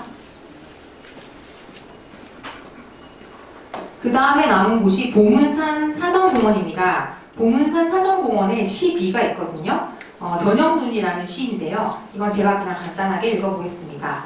늙은 저녁 때 오는 눈발은 말지 포롱불 밑에 붑니다. 늦은 저녁 때 오는 눈발은 도랑말 말굽 밑에 붑니다. 이렇게 되는 시인데요. 전영준이라는 시비가 있습니다. 제가 사실은 우리 안여종 대표님께서 진행하시는 이제 문학 탐방 프로그램이 참가를 해서 취재를 계속해서 이제 더 이제 내용을 자세하게 풀려고 했었는데요. 안효정 대표님께서 오늘은 간단하게 하는 자리라고 하셔가지고 제가 이렇게 이제 시작인 저는 의미예요. 그래서 이렇게 했는데 앞으로 추후에 더 보강을 해서 더 자세한 자료를 남기고 싶습니다. 사실은 제가 이번 과정에서 너무 많이 배운 것 같습니다. 마을 기록가 과정에 참여하면서 기록의 의미와 그리고 방법에 대해서 많이 배울 수 있는 소중한 경험이었고요. 그리고 사실은 오늘 과정에서도 오늘 이런 발표 자리에서도 또 많이 배운 것 같아요. 여러 가지 이제 우리 월간 토마토 대표님이 말씀하신 개인적인 기록이어야 한다는 의미도 많이 와닿았고요. 또 우리 선생님들께서 발표하신 개인적인 경험이 대전 사람이 아닌 저의 입장에서 더 크게 다가왔고 그런 의미에서 더 많이 알고 싶은 오늘이야말로 중구 마을 기록과 과정을 저는 시작하는 그런 마음이 들고 하기를 참 잘했다는 생각이 들어서 여러모로 감사드립니다. 네. 감사합니다. 대전 사람, 중국 사람이 되셨어요. 자, 이제 바로 박미연 선생님. 자, 남은 분들 위해서 그 부담을 좀 덜어드릴게요. 짧게 하셔도 됩니다. 안녕하십니까. 저는 중구마을 기록과 양성과정에 참여하고 있는 박미양입니다. 저는 엄청 기다리다 보니까 떨리네요. 저는 71년에 초등학교를 문창초등학교를 입학을 했고요. 84년에 대흥동에서 대학교를 입학했던 것 같아요. 지금은 없어졌는데 그래서 저는 거의 이제 중구에서 그 아동기와 청소년기와 청년 시기를 보냈던 사람이고요. 제가 이제 보문산과 의료해방 기념비를 조사하게 됐던 거는 실은 제가 이제 저 삶에 있어서 10년 단위로 이렇게 변화가 좀 있었어요. 그래서 대략 한 15년 정도는 이제 병원에서 일을 했었고요. 그리고 그 다음에는 아이들 양육하느라고 지역에서 공동체 활동을 좀 했었고 아이들이 다 크고 나서는 다시 일을 하게 됐습니다. 잠깐만요. 되게 떨리네요. 이게 저의 분야가 아닌 곳에 와 있다 보니까 엄청 떨리고요. 근데 그러는 과정에서 제가 이제 어려우신 분들, 흔히 말하면 사회적 취약계층 이런 일을 하다 보니까 이분들한테는 건강한 삶이 굉장히 중요한데 그런 것들을 안내하고 연결할 수 있는 누군가가 있으면 좋겠다 이런 생각을 하게 되고 또 한 가지는 제가 이제 대전에서 오랫동안 활동했기 때문에 올해 이제 그 아이 친구 가족이 미국에서 여행을 왔어요. 근데 대전에 여행을 하고 싶다고 해서 그 일정을 좀 지원하면서 느낀 게 내가 대전에 대해서 엄청 많이 했다고 생각했는데 생각보다 많이 알지 못하구나.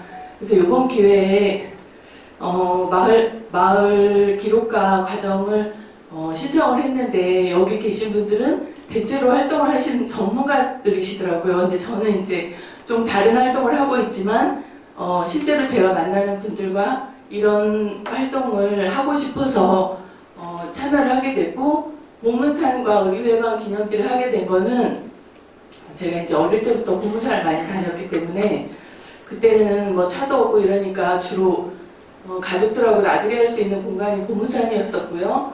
그리고 의료해방 기념비는 실은 잘 몰랐었던 것 같아요. 제가 보문산에 다니다 보면은 왼쪽 편에 몇 개의 비석이 있었는데 이 비석이 뭘까 계속 그냥 지나다녔었어요. 그런데 이제 이런 과정을 하다 보니까 의료해방 기념비에 대한 내용을 알게 됐고 더 자주 찾아가서 그 의미를 되새기게 되어 이 활동을 하게 되었습니다. 대한독립 만세! 감사합니다. 그래서 보문사는 여러분들이 너무나 잘 아실 것 같아서 일단 제일 중요한 거는 대전광역시 중부에 있는 산이라는 거고요. 1965년에 공원으로 지정되었습니다. 시루봉이 가장 높은 보물인데 보문산성은 백제산성으로 둘레가 300m이고 1992년에 복원되었다고 합니다. 시루봉에 있는 정자인 장대루, 보문정에 오르면 이제 나무 때문에 경치가 잘 안 보이고요. 보문산성에 가면 대전 시가지를 한눈에 볼 수 있습니다. 보문산이라는 이름이 된 유래는 보물이 묻혀 있다고 해서 보문산이라고 부르다가 이제 보물산이라고 부르다가 보문산으로 고쳐 부르게 되었다고 합니다. 그리고 보문산에는 지하 벙커가 있다고 하는데요. 저는 아직 가보지는 못했습니다. 그리고 보문산의 변화를 보면 제가 초등학교 때 보문산을 주로 다닐 때 맨 왼쪽에 보면은 케이블카가 있잖아요. 그리고 왼쪽에 보면 실제로 제가 보문산 다닐 때 굉장히 무당집도 많았고 그때 뭐 계룡산도 그러고 보문산도 그러고 뭔가 그 새마을 사업을 하고 이러면서 이제 뭔가 정비 사업을 한다고 하면서 이분들이 다 굉장히 많이 다른 곳으로 가게 됐던 거고요. 그리고 이제 제가 주로 2018년부터 이제 종종 중구에서 회의가 있을 경우가 있습니다. 그러면 머리도 복잡하고 이럴 때 잠깐이라도 와서 저기 보문산성에 올라가서 대전을 이렇게 네, 그럼 감사합니다. 그러면 이게 가장 최근 사진이고요. 그리고 의료해방기념비는 이제 중요한 거는 1945년에 만들어진 게 아니라 이름에 만들어진 거고 이게 한글로 만들어진 비라는 거 그리고 이렇게 한글로 만들어진 비를 만들게 된 거는 대전역 앞에서 인문사라는 인쇄소를 운영하시던 동초 이기복 선생님께서 비문을 쓰셨다고 하시는데 그때만 해도 이제 대체로 비석이 한자로 돼 있었는데 해방을 맞아서 순 한글로 기념비를 태우자는 뜻을 모아서 만들어졌던 거고요. 그리고 이 비석을 보게 되면 기념으로 대전 시민이 아니고 대전 부민으로 표시돼서 당시 언어를 반영한 것이 이채롭다고 볼 수 있습니다. 그래서 보시면 왼쪽의 사진은 대전역에 있던 1946년에 있던 거고요. 오른쪽에는 이거는 다 제가 찍은 사진이고요. 가장 최근에 갔을 때 저렇게 고양이 3마리가 지키고 있더라고요. 그리고 이제 이 기념비가 대전역에 있다가 해방 기념비는 한쌍의 혜택석과 함께 대전역 광장에 세워졌었는데 전쟁으로 인해서 비면의 일부가 손상되어서 피해를 입었었고요. 한쌍의 혜택석은 1957년에 서울 동작동 국립묘지에 기증이 돼서 그쪽으로 갔다는 기록이 있고 해방기념비는 1960년대 대전역 광장에서 재건되었다가 대전역 개발로 인해서 방치되다가 1972년 보문산 공원에 현재 곳에 있게 되었다고 합니다. 그리고 이제 이게 가장 최근의 사진인데요. 왼쪽에가 이제 보문산에서 그 야구장 쪽을 바라볼 수 있는 곳이고요. 오른쪽은 전망대 올라가는 길입니다. 그리고 저 방은 성심당의 보문산 메아리입니다. 감사합니다. 자, 다음 윤미화 선생님과 이수빈 선생님이 함께 조사해 주신 용두동 연혈탑입니다. 네, 안녕하십니까. 윤미화 이수빈입니다. 팀장님 오시고 그럴 줄 알았으면 염색을 좀 하고 올 걸 그랬어요. 저희가 선생님이 짧게 해도 된다 그러니까 1안과 2안이 있었는데 짧은 2안을 하겠습니다.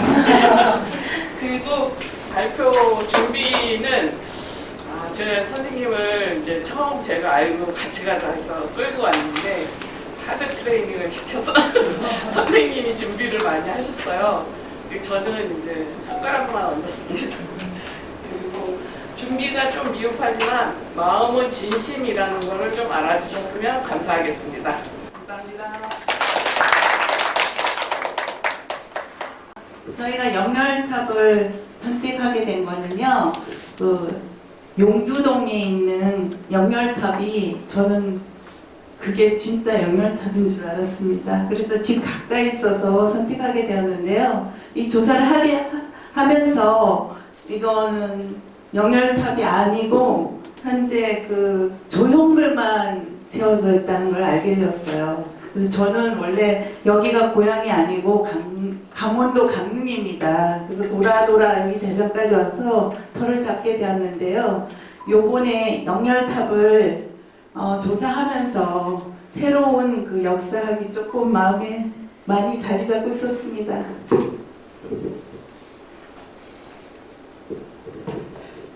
이 사진은 지금 현재 보문산 보훈공원에 위치하고 있는 사진입니다. 6.25 때 국군, 경찰, 학도병, 이름조차 없는 무명용사들이 깃들여 있다고 합니다. 다음 페이지일게요. 이 사진은 구하기 굉장히 힘든 사진인데 저희가 인터넷이나 어디 조사해도 찾기 어려운 사진이거든요. 일제강점기 때 일본군 그 현병대가 일본 충독부 태평양 전쟁에서 사망한 일본 군들을 위패를 보관하기 위해서 충문탑 공사를 시작했는데요.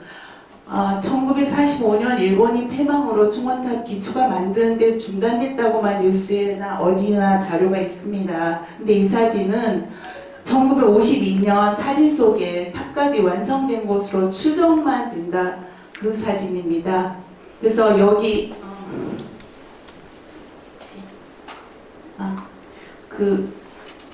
이 충원탑에 보면은 충원탑 기단 부분이 있어요. 기단 부분에는 사진 속에 있는 거기는 한국 전쟁 때 피난민들이 이 기단 부분에서 사용하기도 했다고 합니다.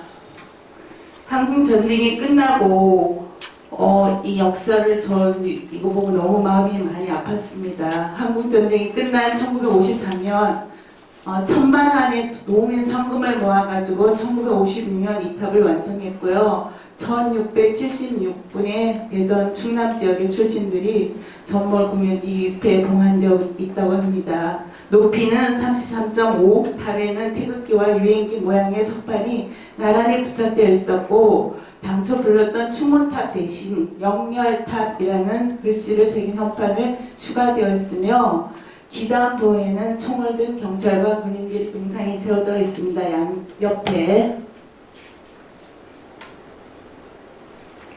지금 이 사진은 현재 영열탑이라고 제 동네 이름이 자꾸만 헷갈려가지고 용문동에 있는 그 양지공원에 있는 그 사진 용두동 죄송해요. 용두동에 있는 용문동은 장동이 있는데. 그러니까 제가 동네 이름이 지금 헷갈려요. 예. 그래서 거기 비문에 돼 있는 사진입니다. 이 내용은 글씨가 크니까 잠깐 읽어봐 주시고요. 간단하게 하신다 그러니까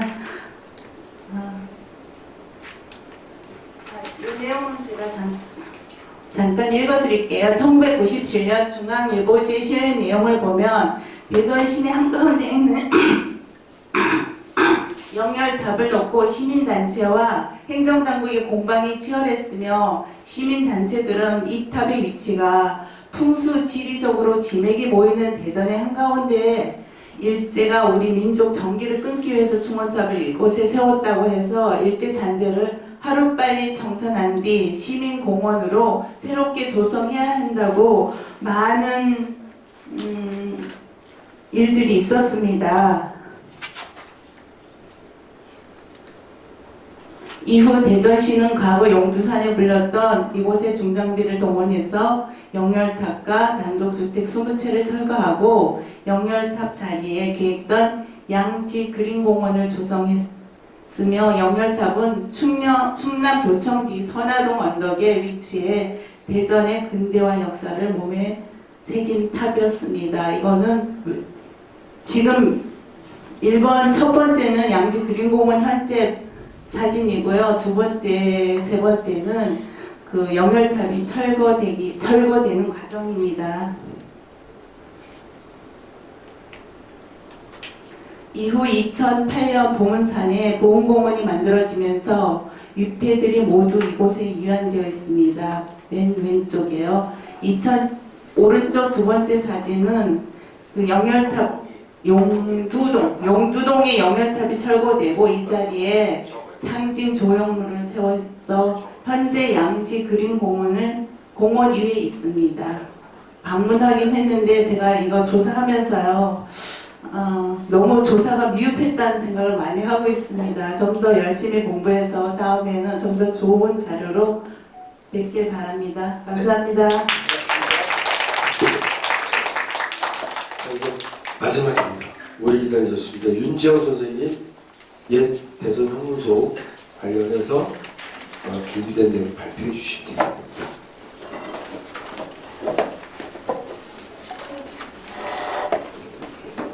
안녕하세요. 저 중구 마을 기록가 연성가정 윤지영이라고 합니다. 이럴 거면 제 처음에 할 걸 그랬습니다. 저한테 폰 주시나요? 저는 제가 이 주제를 삼게 된 이유는 제가 이제 몇 해 전에 골령포라고 대전 형무소에 대해서 알게 되면서 개인적으로 이제 아카이빙을 하고 있었던 주제이고요. 그래서 이번에도 대전 형무소라는 주제를 한번 정리를 해보기로 했습니다. 저는 처음에 이제 자료를 5분으로 하라고 하셨는데 제 자료를 하다 보니까 이제 30분이 넘게 나와가지고요. 워낙 방대하기도 하고 자료가 이제 좀 많았습니다. 네, 시작해 보겠습니다. 저는 오늘 대전 도심에 지금은 아파트와 공원이 들어선 평화로운 장소인 듯 보이지만 전혀 평화롭지 않았던 옛 대전 형무소라는 장소를 이야기해 보려고 합니다.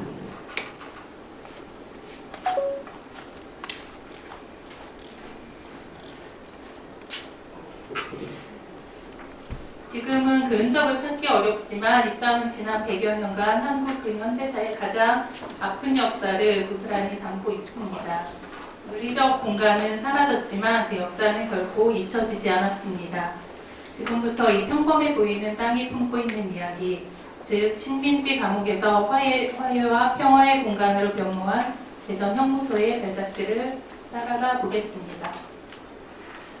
대전 형무소는 1919년 3.1운동 이후 일제가 급증한 수감자를 효율적으로 관리하기 위해 서둘러 개소한 감옥입니다.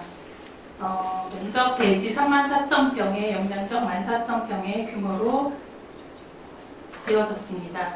이곳이 특별한 이유는 그 전략적 위치에 있습니다.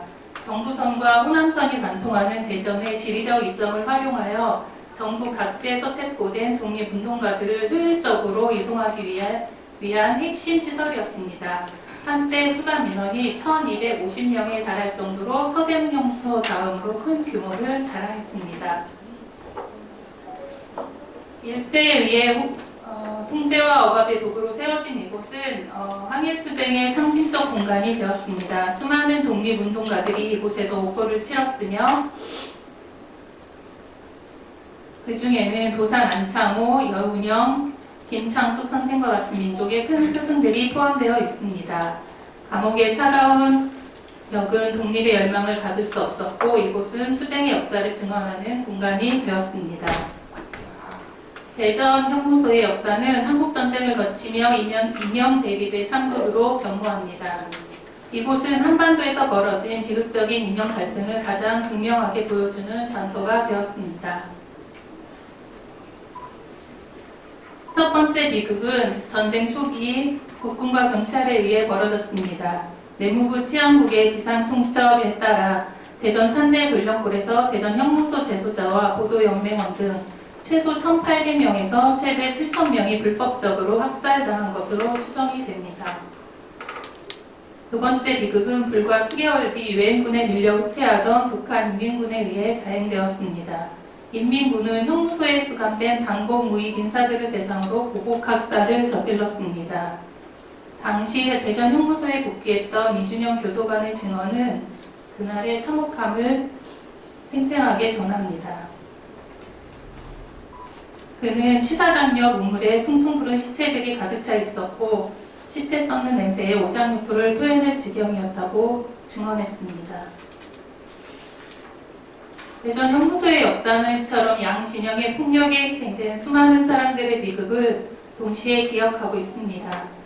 이곳은 단순히 특정 이념의 피해를 넘어 이념이라는 이름으로 자행된 인간성 파괴의 역사를 담고 있습니다. 네. 한국전쟁 이후에도 대전 형무소는 독재에 저항한 예술가와 지식인들의 수감 장소가 되었습니다.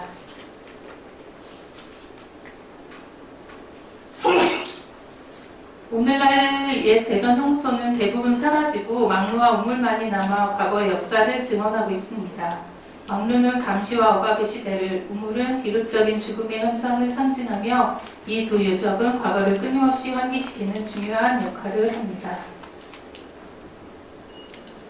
우리의 역사적 책무는 과거의 아픔을 잊지 않고 진실을 규명하며 희생자들의 명예를 회복하는 것입니다.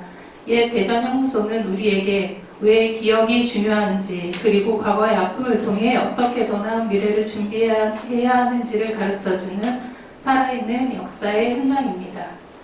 이상으로 마치겠습니다.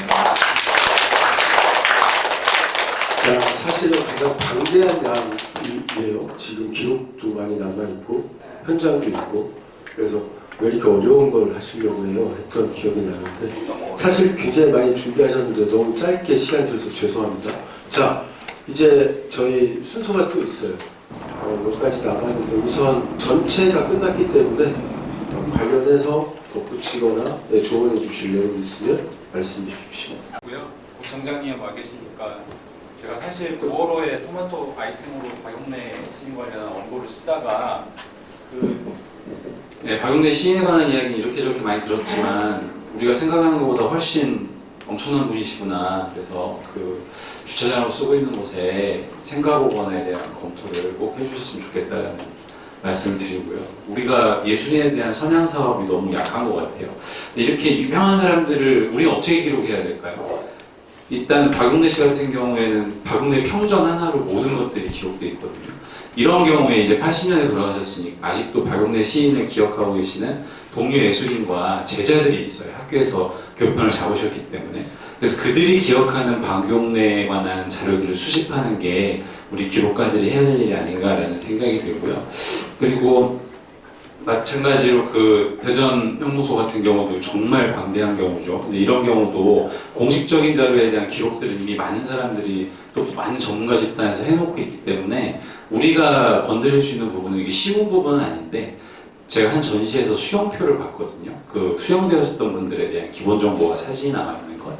그 수용표들을 좀 한번 검토해 보시고 이 중에 우리가 기억을 더듬거나 아니면 조사를 좀 해볼 만한 수용인들이 없었을까에 대한 고민을 해보시면 좋을 것 같아요. 우리 영렬탑 같은 경우도 그 영렬탑에 대한 공식 기록들, 높이, 크기, 뭐 어디에 있었고 몇 년도에 지었고 이거 이미 다 나와 있잖아요. 근데 그것이 용동에 있었을 당시에 그 주변에 살았던 주민들의 기억들을 소환해내는 작업이 우리 시민 기록가, 마을 기록가들이 해야 될 역할이 아닌가 생각을 합니다. 짧게. 이 시간에 소중한 우리 중구의 숨은 마을 이야기를 들었습니다. 그 사라져가는 우리가 보존해야 될 마을의 그 마을을 기억하고 또 기록하는 그 소중함을 느꼈습니다. 조사와 또 기록, 또 발표까지 하신 여러분들께 깊은 감사를 드립니다. 그러면 다음은 그 수료증 수여가 있겠습니다. 수료증 수여는 김재선 중구청장님께서 하시겠습니다.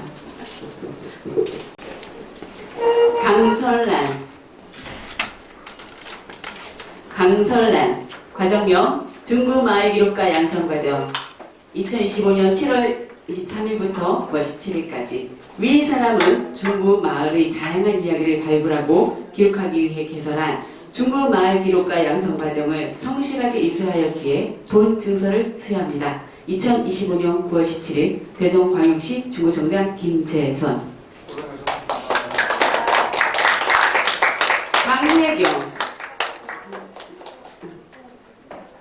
강혜경 이하 내용은 같습니다. 2025년 9월 17일 대전광역시 중구청장 김재선. 나오면은 가려고 했는데 바뀌었으니까 한 분씩 나오시면 될 것 같습니다. 네, 권혜경 이하 내용은 같습니다. 2025년 9월 17일 대전광역시 중구청장 김재선. 기념 촬영은 이따 진행하겠습니다. 금종호 이하 내용은 같습니다. 2025년 9월 17일 대전광역시 중구청장 김재선.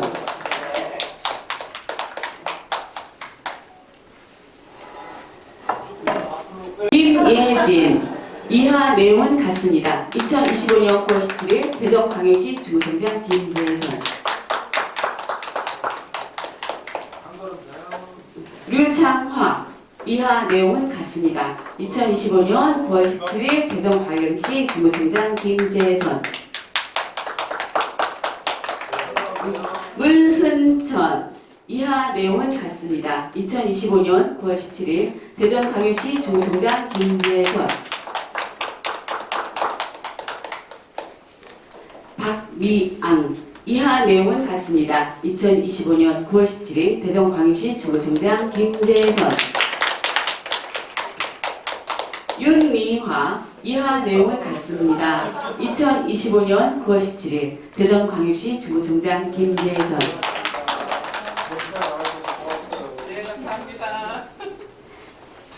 이수빈 이하 내용은 같습니다. 25년 9월 17일 대전광역시 중구청장 김재선.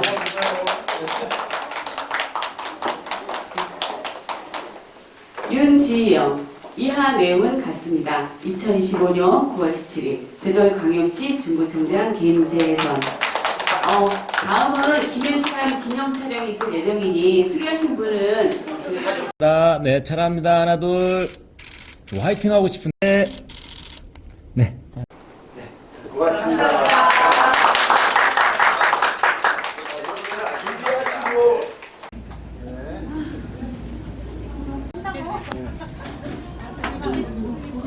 차곡차곡 앉아.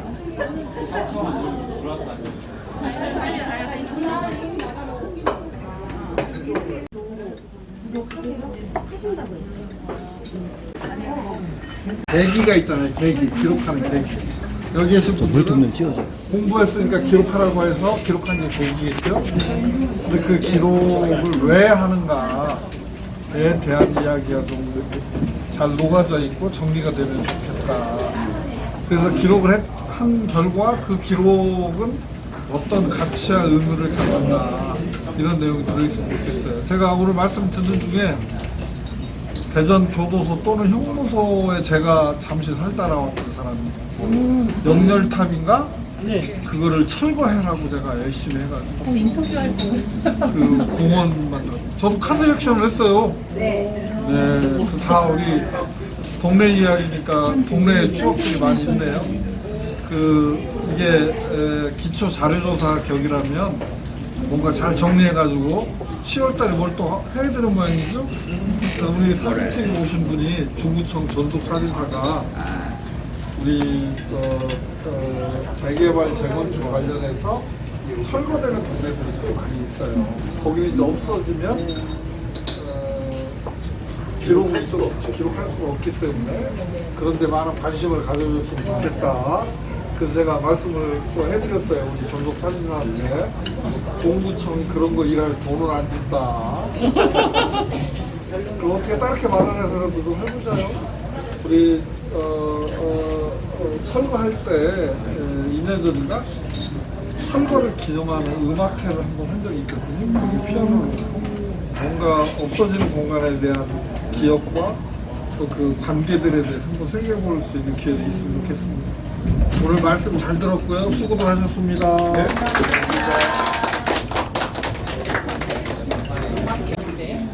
이상하게 65년생 그건 아니고요. 15세는 아니고 64세인데. 아 그래서 내가 24세는 그렇게 많아 살이라도 어디게? 왜 이래 진짜. 그렇게 많이 들어 보이지 않는데 나이가 많다고 그래서 깜짝 놀라시오. 자 이제 가셔요. 네. 안녕하세요. 선생님 고맙습니다. 네. 감사합니다. 고맙습니다. 자 저희들만 차 마시러 가요. 네. 국장님. 잠깐만요. 저희 새마을 박물관 옆에 찻집.